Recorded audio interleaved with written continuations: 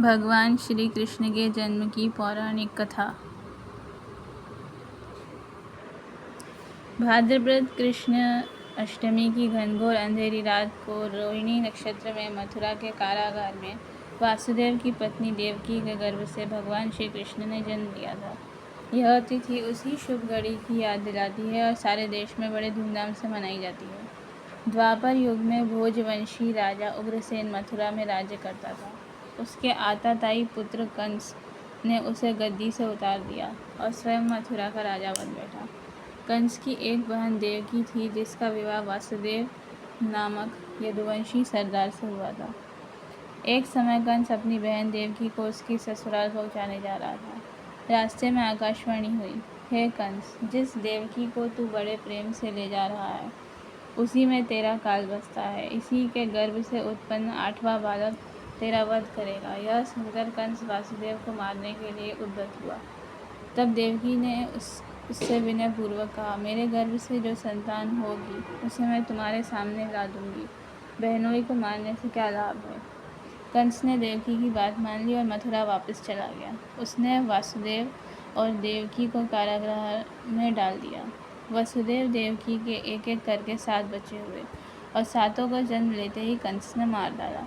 अब 8वां बच्चा होने वाला था।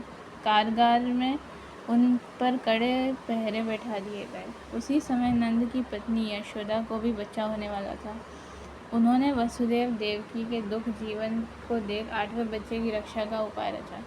जिस समय वसुदेव देवकी को पुत्र पैदा हुआ, उसी समय संयोग से यशोदा के गर्भ से कन्या का जन्म हुआ, जो और कुछ नहीं, सिर्फ माया थी।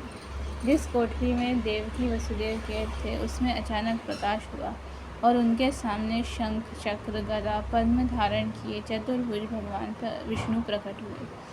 दोनों भगवान के चरणों में गिर पड़े। तब भगवान ने उनसे कहा, अब मैं पुनः नवजात शिशु का रूप धारण कर लेता हूँ। तुम मुझे इसी समय अपने मित्र नंद जी के घर वृंदावन में भेजाओ और उनके यहाँ जो कन्या जन्मी है उसे लाकर कंस के हवाले कर दो। इस समय वातावरण अनुकूल नहीं है, फिर भी तुम चिंता न करो।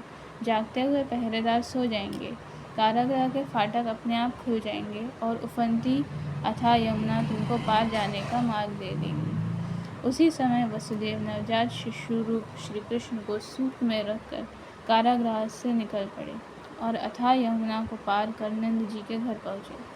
वहाँ उन्होंने नवजात शिशु को यशोदा के साथ सुला दिया और कन्या को लेकर मथुरा आ गए। कारागृह के फाटक पूर्ववत बंद हो गए थे। अब कंस को सूचना मिली कि वसुदेव देवकी को बच्चा पैदा हुआ है।